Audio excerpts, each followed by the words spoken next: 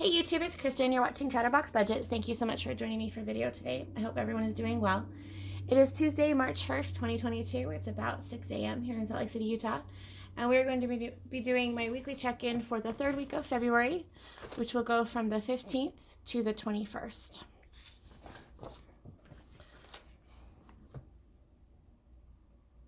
Okay. Hopefully that's close enough. So on Tuesday the 15th, we had a purchase from Best Buy for $343.19. That came out of my shopping category. That was to replace my Samsung's Galaxy smartwatch that had stopped working the week before. On the 16th, we had Noodles & Company, $20.78 for food, and then 96 cents for the fee, and then $3 for out of my gas budget for the tip. I probably won't be separating out the cost in the future, but my goal is to actually not to have any purchases to track, and then that way it won't matter, but we'll see. And then on the 17th, Noodles & Company again for $20.78 from food, excuse me, 96 cents from fees, and then $3 from the tip for my gas budget. And then Franklin Planner, $36.04. That's from the shopping category. That was for some weekly planner inserts. And then on the 18th, we had Rumby Island Grill for $16.09 from food, 93 cents for the fee, and then $3 for the tip. And then on Saturday, the 19th, we have Comcast, $98.58 from my bills category. That's for my internet. Hulu was $13.93. These 5 stickers are for transfers I did from different accounts. So I paid my Chase credit card, which is my Prime signature card. I paid $85.54 to that card, which paid it in full. Discover card, $126.57, which paid that one in full. Capital One, $343.19. That's the card I used to purchase the stuff at Best Buy. That one's paid in full. And then these two are transfers from my Venmo credit or my Venmo Cash App to my checking account, because my Venmo Cash App is where the money is for food and gas and things like that. And so because I used my Discover card to pay for some of my food delivery earlier in the week or the week before, I needed to put that money into my checking account to use to pay the credit card. So $20.02 for one, and then it was $24.74 for the other one. Okay, and then over on the 20th, we have Prime Acorn for $6.42 from fees. That's just a Prime channel I pay for. And then on the 21st, we've got Noodles & Company for $20.78 from food, 96 cents from the fee, $3 for the tip, and then $11.08 from Food for Great Harvest, and then $1.55 for the fee, and then $4 for the tip. So that was President's Day, and I had that day off from work. And I forget to eat. So about 2 o'clock, I was extremely hungry. So I was ordering Noodles & Company, which I normally order because it's one place that I can order from that I know they're consistently, the quality is good. It doesn't make my stomach hurt, things like that, because I have some strange issues with my stomach. Anyway, I apologize, you guys. I think I have bronchitis, but I'm not 100% sure. Anyway, as soon as I placed the Noodles & Company order, I realized I could order from Great Harvest, which I usually can't because I'm usually ordering late enough in the day that they're not there, because it's a bread making company and they're only open earlier in the day. So I've been craving their ham and Swiss sandwich with their fresh bread. So I placed that order and had that for lunch, and then I ended up having the entrees I had ordered, because the $20.78 is for 2 entrees. So that was for dinner, and then for probably lunch the next day. I usually eat lunch fairly early. Anyway, so there's that week.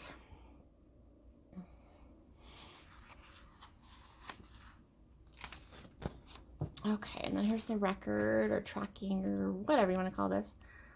So I'm still separating out my expenses. I have my scheduled expenses, which are my bills, the things that have a set due date and a set dollar amount every month. And then my unscheduled expenses, which are my gas, groceries, household, things like that.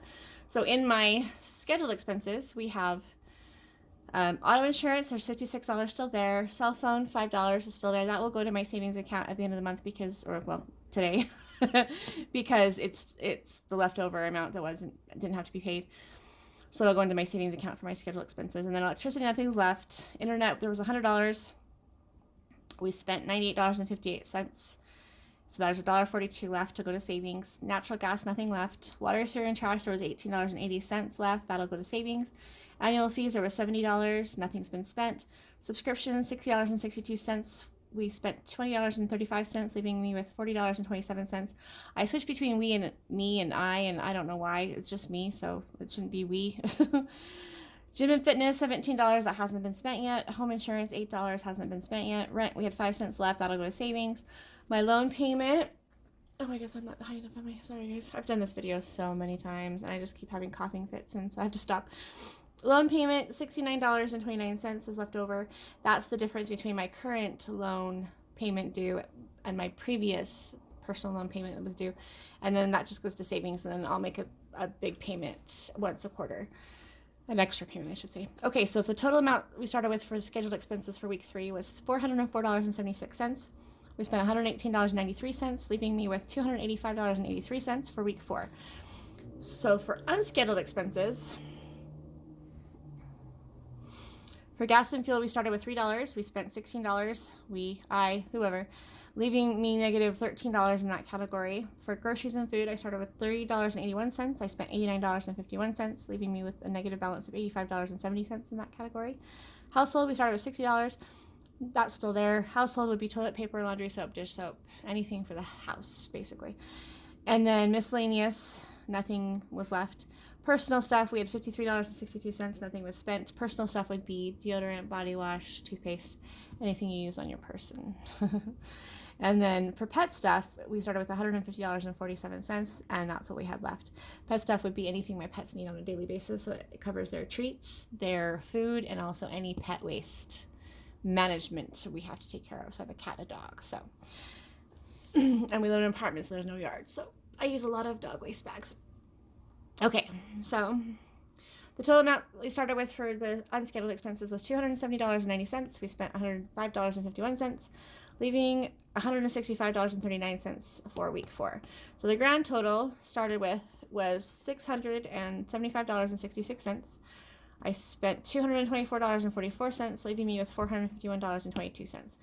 I'm going to be over even more, of course, on my food and my gas and my groceries. I'm giving myself grace for the month of February, and then we'll just do better next month.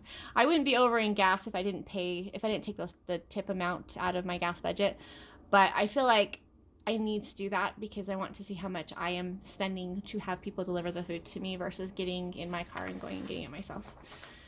So,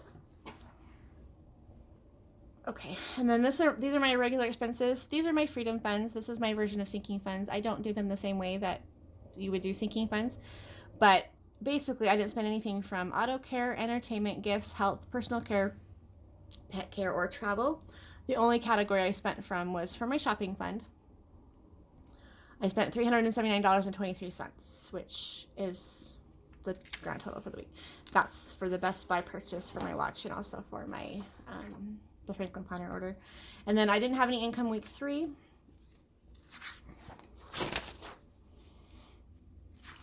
Okay, I think we're done.